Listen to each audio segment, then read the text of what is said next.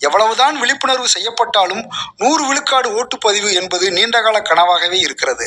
எனது ஒரு ஓட்டால நாட்டில் என்ன நடக்கப் போகுது, எனக்கென்ன ஆதாயம் என்று நினைக்கலாம்.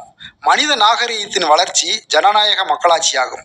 நமக்கான பிரதிநிதிகளை நாமே தேர்ந்தெடுக்கும் வாய்ப்பாகும். ஆரோக்கியமான இந்தியாவை உருவாக்குவதில் ஒவ்வொருவருக்கும் கடமை உண்டு. அதுதான் ஜனநாயக கடமை. நாம் பதிவு செய்யும் ஒரு ஓட்டு வலுவான இந்தியாவை கட்டமைக்கிறது. சரியான பிரதிநிதிகளை தேர்ந்தெடுப்பதற்கான வாய்ப்பு இதுதான். அதற்கு 100% ஓட்டு மிக அவசியம்.